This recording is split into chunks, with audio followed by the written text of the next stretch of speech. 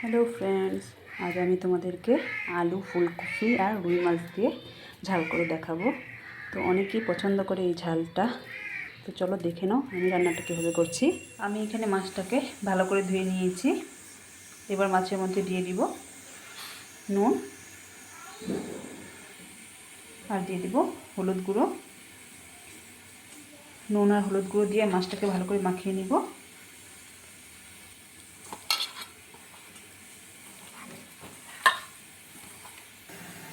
মাছটাতে আমি নুন আর হলুদ ভালো করে মেখে নিয়েছি। এবার কিছুক্ষণের জন্য রেখে দিব। আর এদিকে আমার ফুলকপি আর আলুও কাটা হয়ে গিয়েছে। এবার ফুলকপি আর আলুটাকে আমি হালকা সিদ্ধ করে নিব। ফুলকপি আর আলু সিদ্ধর জন্য আমি কড়াই দিয়ে দিব জল। জলের মধ্যে সামান্য একটু নুন দিয়ে দিব। এবার এর মধ্যে আমি আলু আর ফুলকপিটা দিয়ে দিব। খুব বেশি একটা সিদ্ধ করব না, হালকা সিদ্ধ করে নিব।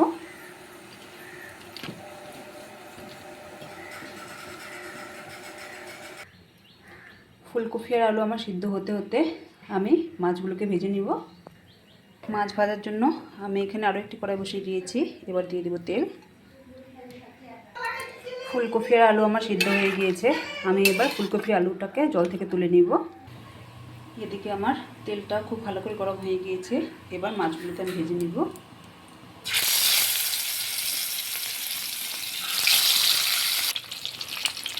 মাছগুলোকে আমি উল্টে পাল্টে লাল লাল করে ভেজে নিব।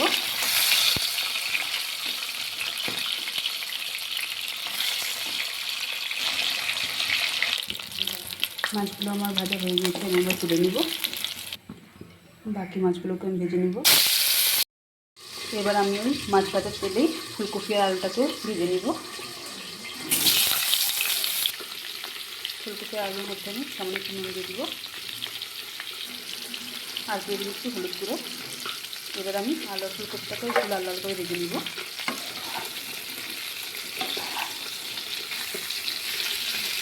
ফুলকপি আর আলু আমার ভাজা হতে হতে আমি একটু মশলা করে নিব। এখানে আমি গোটা জিরে আর শুকনো লঙ্কা আগে থেকে ভিজিয়ে রেখেছি। আর এর মধ্যে দিয়ে দিব কটা কাঁচা লঙ্কা। এবার সব কিছুকে ভালো মতো পেস্ট করে নিব। মশলাটা আমার পেস্ট করা হয়ে গিয়েছে। আর এদিকে আমার আলু আর ফুলকপিটাও লাল লাল করে ভাজা হয়ে গিয়েছে। এবার আলু ফুলকপিটাকে আমি তুলে নেব। এবার আমি তরকারিটা করার জন্য কড়াইয়ে আরও একটু তেল দিয়ে দিব। এবার আমি ফোড়নে দিয়ে দিব গোটা জিরে আর তেজপাতা। ফোড়নটা আমার ভালো করে ভাজা হয়ে গিয়েছে। এবার এর মধ্যে আমি দিয়ে দিব পেস্ট করে রাখা মশলা। এবার এর মধ্যে আমি দিয়ে দিব নুন, দিয়ে দিব হলুদ গুঁড়ো। যেহেতু আমি শুকনো লঙ্কা পেস্টে দিয়ে দিয়েছি, এই জন্য আর লঙ্কা গুঁড়ো আর জিরে গুঁড়ো আমার লাগবে না। জিরেও আমি গোটা জিরে দিয়েছি। মশলাটাকে এবার ভালো মতো কষিয়ে নিব। মশলাটা আমার ভালো করে কষানো হয়ে গিয়েছে। এবার এর মধ্যে আমি সামান্য একটু জল দিয়ে দিব।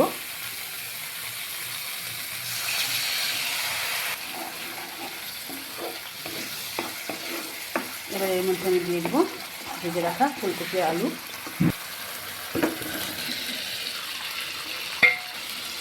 ফুলকপি আর আলুটাকে মশলার সাথে আরও কিছুক্ষণ কষিয়ে নিব। ফুলকপি আর আলুটাকে মশলার সাথে ভালো মতো কষিয়ে নিয়েছি। এবার আমি এর মধ্যে পরিমাণ মতো জল দিয়ে দিব।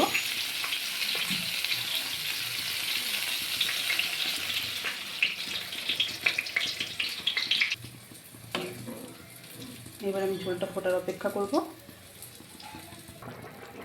ঝোলটা আমার ভালো করে ফুটে গিয়েছে। এবার এর মধ্যে আমি ভেজে রাখা মাছগুলো দিয়ে দিব।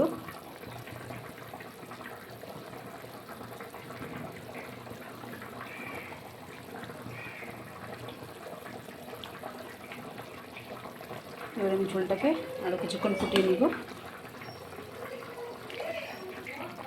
ঝোলটা আমার খুব ভালো করে ফুটে গিয়েছে।